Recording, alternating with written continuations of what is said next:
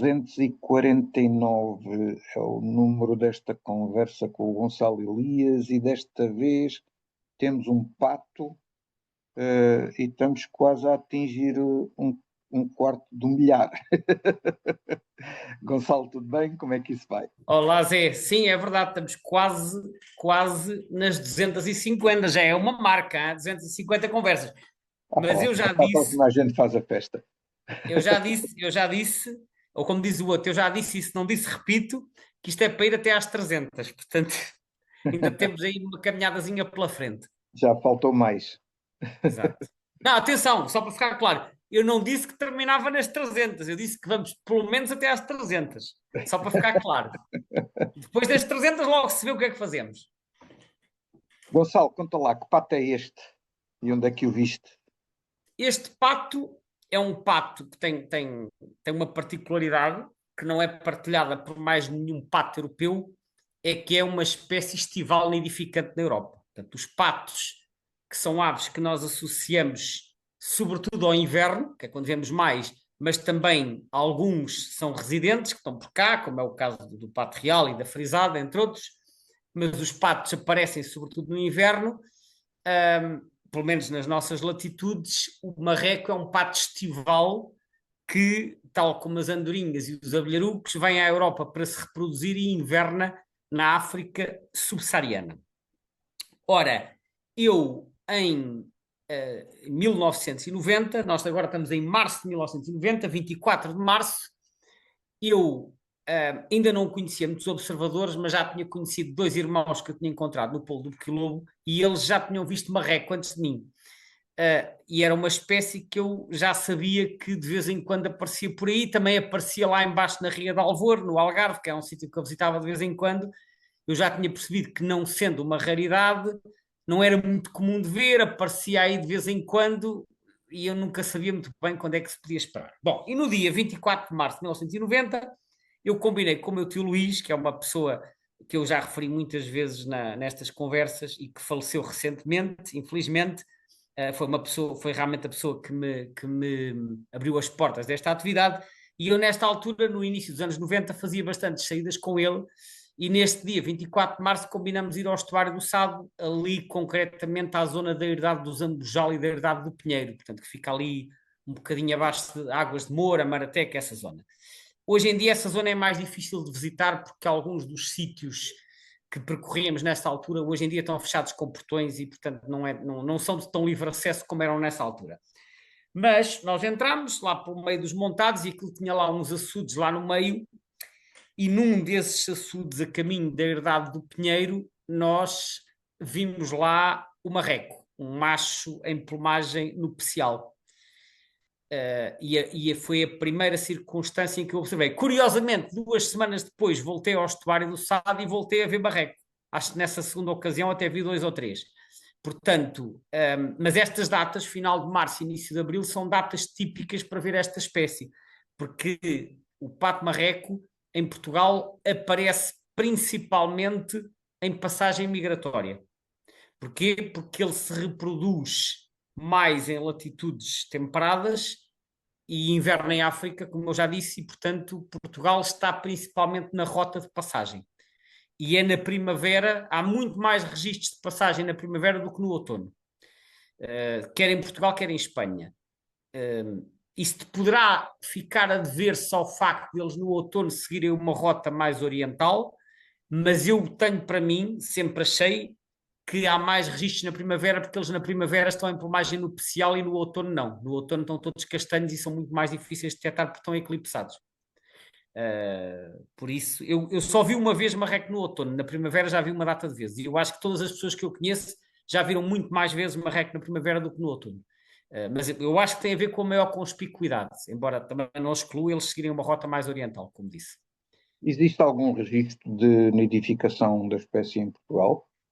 Existe, mas é algo que acontece irregularmente. Há um registro de nidificação confirmada que teve lugar em 2007, perto de Elvas, portanto, no Alto Alentejo, em que foi observada uma ninhada de 9 crias. 9. Mas pensa-se que tenha sido, portanto, era uma fêmea com 9 crias, pensa-se que tenha sido um caso isolado. Supostamente, no século XX, haveria nidificação na zona de Abrantes, portanto, no Ribatejo, e mesmo assim era esporádica. Isto é referido pelo Coverley, o Henry Coverley, que é um autor de meados do século XX, que eu já referi anteriormente. Ele morava no Porto, ou em Vila Nova de Gaia, mas de vez em quando ia para a zona de Abrantes, e ele menciona a nidificação numas zonas alagadas perto de Abrantes, e diz que em 1939, numa quinta localizada na mesma região, junto a um paúl chamado Paúl da Caniceira, o William Tite teria observado uma fêmea que tinha sido capturada no ano anterior enquanto cria. Portanto, mas são casos esporádicos. Depois, mais recentemente, no primeiro Atlas das Aves Nidificantes, a presença de marrecos foi assinalada em 2 quadrículas também do Ribatejo, e foi confirmada a nidificação numa delas. Eu agora não me recordo se foi no Polo do Boquilobo ou se foi mais a sul, mas foi confirmada a nidificação uma vez. E depois há vários registros nas décadas de 80 e 90 em que foram observados machos ou machos e fêmeas em diferentes zonas úmidas entre março e maio. E uma vez um macho na Lagoa dos Salgados em junho. Só que isto são coisas muito esporádicas, e não se consegue descartar se não seriam indivíduos em passagem. Portanto, registros de confirmação de nidificação ao longo dos últimos 100 anos, se calhar são menos de 5. É algo esporádico. Espanha também é um caso assim peculiar, não é? Também não tem assim muitos registros. Pronto, em Espanha há mais do que cá, é preciso dizer, há mais do que cá, mas ainda assim, o marreco em Espanha é muito escasso como nidificante, e segundo o livro The Birds of the Iberian Peninsula, ao longo dos anos só houve 2 zonas em que a nidificação se deu com alguma regularidade.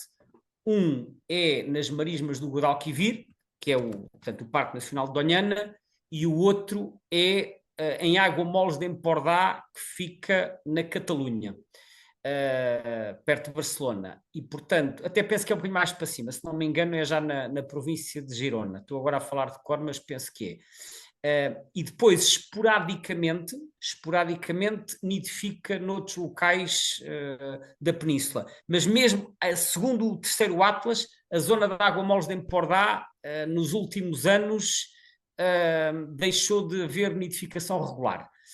Parece, mesmo em Doñana, também o que é que acontece? Em Doñana, historicamente sabe-se isto, os números flutuam muito, porque em Doñana os níveis de água variam consoante os anos são mais secos ou são mais úmidos.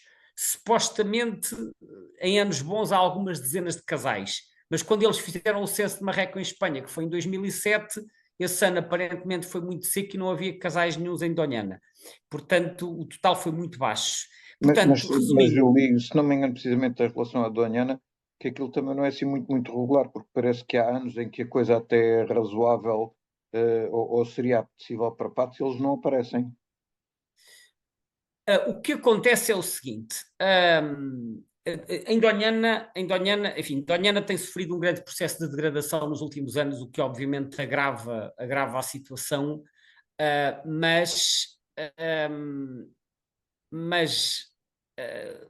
o que se sabe é que efetivamente em alguns anos não há nenhuns, noutros anos há alguns, mas o que diz o livro The Birds of the Iberian Peninsula é que, embora aparentemente a espécie tenha desaparecido e tenha até declinado como ave nidificante na Península Ibérica, eles admitem isso, mas por outro lado dizem, na verdade também não há nenhuma evidência de que alguma vez tenha sido comum. Ou seja, eles estão a diminuir, mas eles já eram pouquinhos, porque repara, há aqui um aspecto que eu acho que é importante referir, ou melhor, salientar, para nós percebermos bem a situação do marreco em Portugal. O marreco é um pato muito abundante na Europa, mas é um pato do leste, não é um pato do oeste. Isto é uma ave que ocorre sobretudo na Rússia e em países vizinhos. A Rússia europeia tem 300 mil a 400 mil casais, que é a grande maioria, mais de 80% da população europeia. E fora da Rússia, os únicos países que têm assim da ordem de mais de 10 mil casais são a Bielorrússia e a Ucrânia. Portanto, só estes dois países, a Bielorrússia ou a Ucrânia, cada um deles tem tanto como a União Europeia inteira. Portanto, isto é um pato do leste.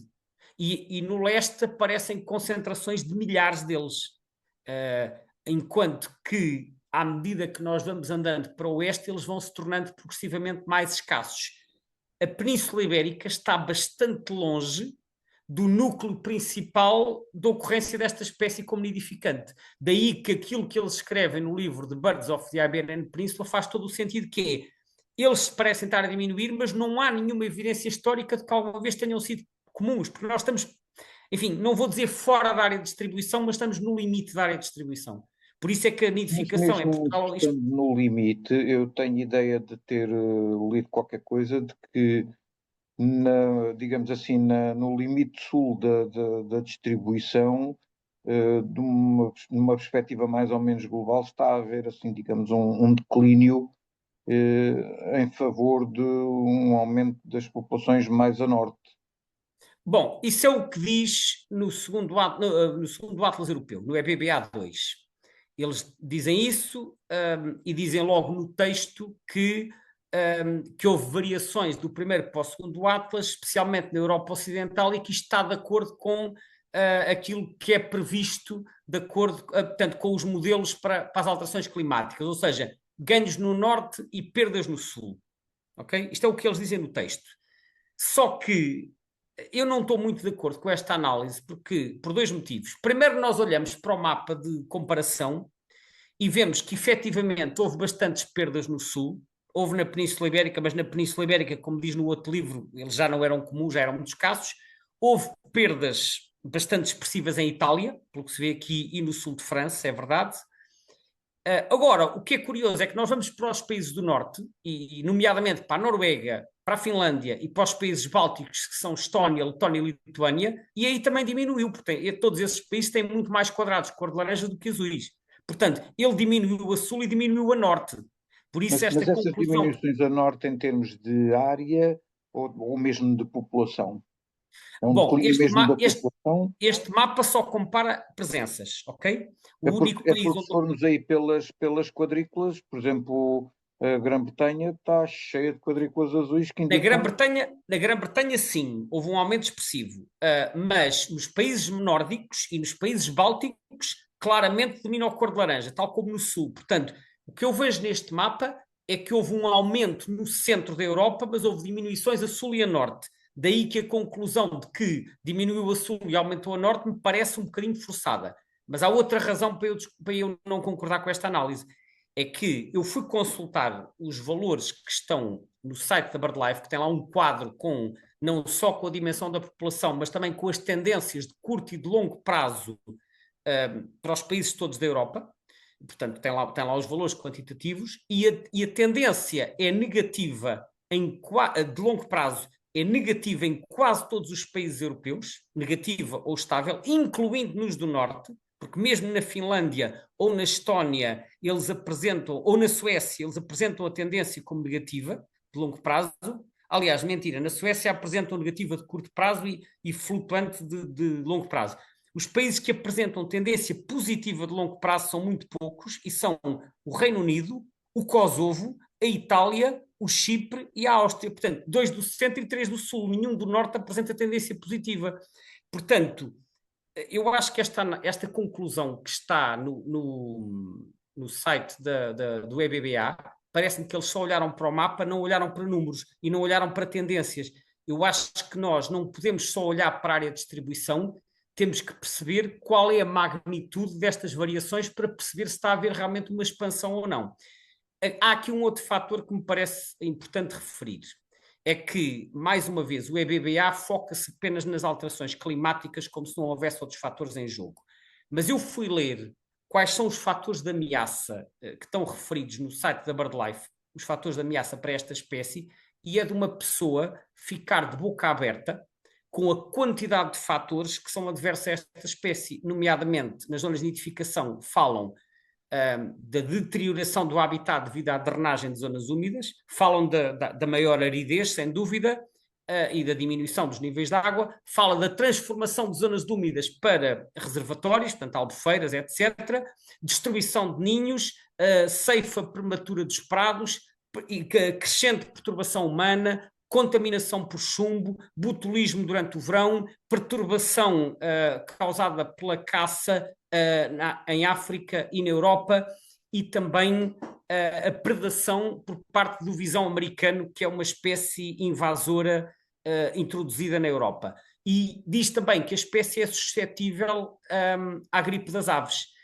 Isto para além de todos os fatores de ameaça que estão identificados para as zonas de invernada. Portanto, há aqui um elenco bastante grande de fatores de ameaça, e estar a passar um pano por cima disto tudo e dizer que eles estão a diminuir neste ou naquele país por causa das alterações climáticas, e eu, não é a primeira vez que eu falo nisto, mas parece-me uma análise demasiado simplista.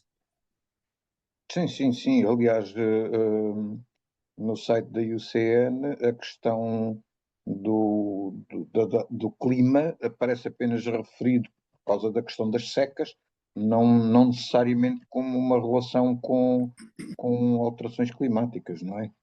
Não, e repara uma coisa, eu acho que já comentei isto antes, eu assisti em direto online à apresentação do segundo Atlas Europeu que ocorreu em dezembro de 2020.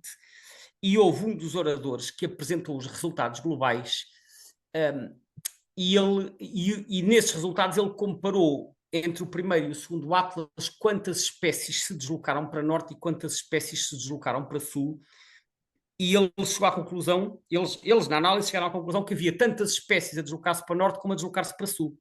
E ele teve a humildade de admitir que este resultado era diferente daquilo que eles tinham imaginado devido aos tais modelos do clima, e que, portanto, isso significava que havia aqui outros fatores em jogo. Portanto, eu acho que ele interpretou corretamente isto. Disse, pá, nós pensávamos que o clima ia fazer deslocar isto para norte, mas claramente há aqui outros fatores que estão a empurrar espécies para sul também. Mas isto é a análise global. Agora, os textos individuais das espécies, normalmente têm autores convidados que são especialistas nesta ou naquela espécie, que são convidados a escrever, e estas afirmações que aparecem nos textos individuais das espécies, eu penso que já são afirmações da responsabilidade dos autores dos textos, não quer dizer que correspondam à visão da equipa como um todo, não é? E, portanto, obviamente, cada pessoa faz a sua análise e faz a sua interpretação. Agora, eu olho para estes resultados e há espécies em que claramente houve uma expansão brutal para norte, sei lá, o abelharuco é sempre apontado como um caso exemplo disso. Agora, no caso do marreco, eu olho para o mapa e o que eu vejo não é isso.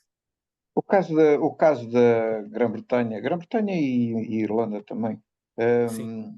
é um aumento populacional, corresponde a um aumento populacional, ou é apenas uma questão de Aparente, alteração da área de nidificação? Aparentemente sim, porque de acordo com o site, com os números que estão no site da BirdLife, a propósito do segundo Atlas do Livro Vermelho Europeu, a tendência no Reino Unido é ascendente no curto e no longo prazo. É o único país que tem tendência positiva no curto e no longo prazo. Eu, para saber os motivos que estão por trás disso, teria que consultar o texto do Atlas, do terceiro Atlas inglês, ou britânico, melhor dizendo, e eu não o tenho comigo. Portanto, eu não consigo consultar qual é a interpretação que eles dão lá. Eu fui consultar o mapa de variação, que esse sim está online. Há, de facto, bastantes dezenas de setas para cima, um pouco por todo o país, até na Irlanda e na Escócia. Também há uma data de dezenas de setas para baixo, ok? Portanto, ele não foi só aumentar em todo lado. O que acontece é que o Atlas nacional tem quadradinhos de 10 por 10 quilómetros, e, portanto, tu vês em detalhe onde é que está a aumentar, onde é que está a diminuir. No Atlas Europeu, como é 50 por 50, já não consegues ter uma granularidade tão fina. Mas penso que no Reino Unido, efetivamente, houve uma expansão da espécie. Os motivos não sei dizer. Uhum. Uh, Já agora, também um aspecto curioso no que diz respeito à distribuição mundial. Eu por acaso cruzei-me ao consultar o site do DataZone BirdLife. Sim. Cruzei-me com o mapa o status map do eBird, que eles têm lá também presente no site. e eles aí basicamente criam aqui um modelo da distribuição durante a época de reprodução, durante a época de não reprodução, portanto não reprodutora, neste caso invernada, e depois as zonas de migração. Uma coisa que eu achei curioso foi que as zonas de migração que aqui aparecem neste mapa pintadas a verde vão para todos os lados à volta da área de reprodução, inclusive é para norte. Sim, este mapa não dá para aumentar muito do que eu estou a ver aqui, mas Não, não, não dá, não. sim, o que acontece, repara, há várias espécies em que isso acontece. Eu já vi qualquer coisa, agora não me recordo se foi no webinário sobre esta espécie ou onde é que eu li isto, mas o peneireiro das torres também que nidifica no centro e no sul da Península Ibérica, depois há juvenis que antes de irem para a África dispersam até ao norte da Península Ibérica. Portanto, há algumas espécies que na sua primeira dispersão inicial podem seguir movimentos contrários à migração que vão fazer a seguir. Pode ser temporariamente para aproveitar recursos alimentares ou qualquer coisa, mas estou a falar genericamente. Eu, em relação a este mapa em concreto, não sei dizer como é que isto foi produzido. Eles têm aqui eles indicam as datas, não é? Portanto, o verde, que é o pré-breeding, é de 8 Exato, de exato. fevereiro, 8 de fevereiro a 31 de maio.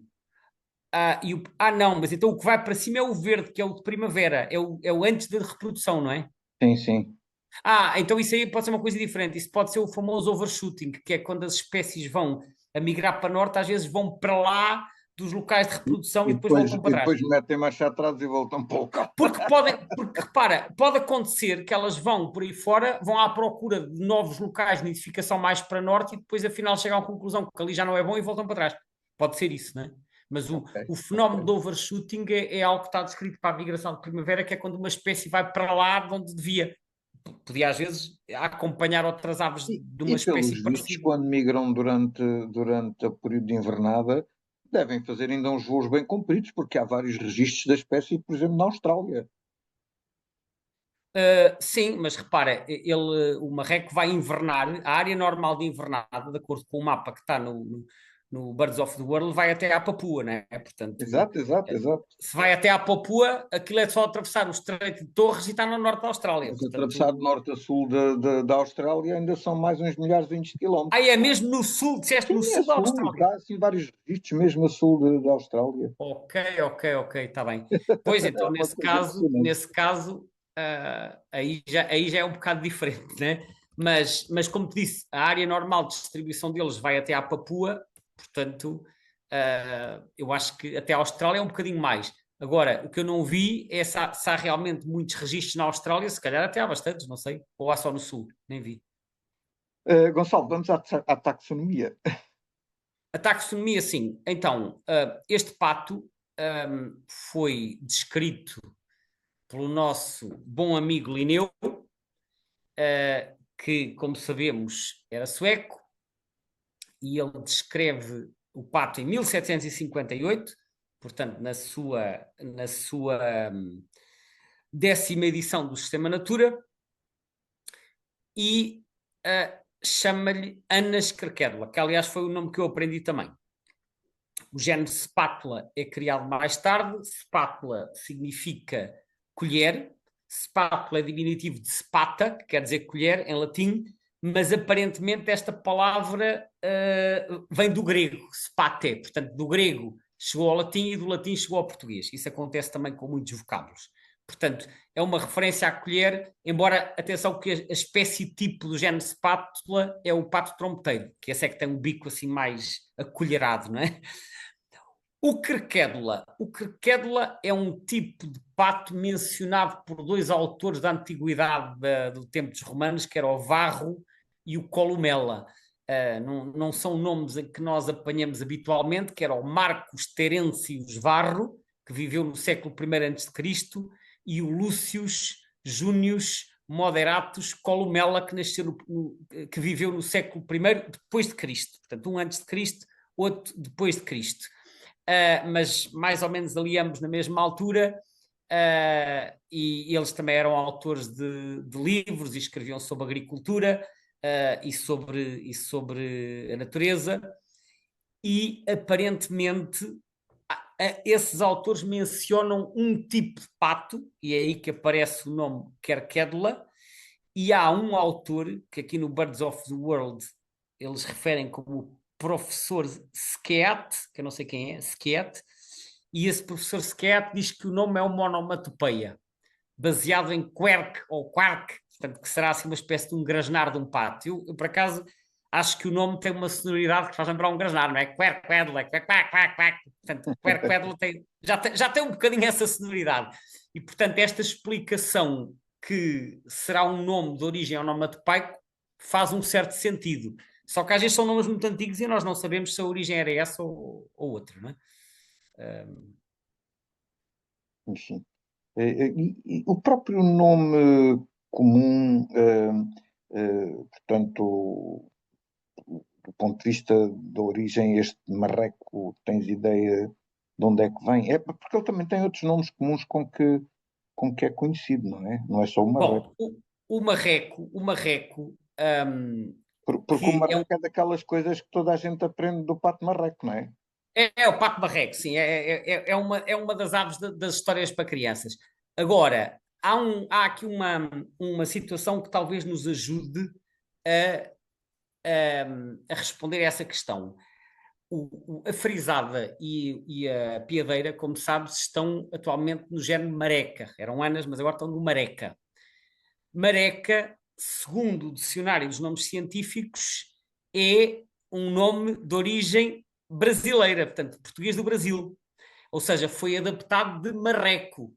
E é um nome que é dado no Brasil para certas espécies de patos de pequenas dimensões. Isto é o que está no dicionário dos nomes do Birds of the World. Portanto, marreco, de português do Brasil, foi adaptado para o nome científico mareca. Agora, como é que este nome chegou ao Brasil? Como é uma palavra em português, das duas, uma, ou foi os portugueses que levaram para lá, ou então foi um nome que veio de populações indígenas e que depois foi adaptado para português. Quer dizer, essa parte eu não sei se a gente consegue descobrir. Mas portanto, há vários patos no Brasil que é marreco disto, marreca daquilo.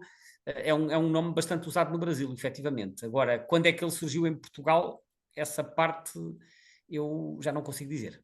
Uhum. Mas tem outros nomes também. Ele também é conhecido por Cerceta, Cerzeta.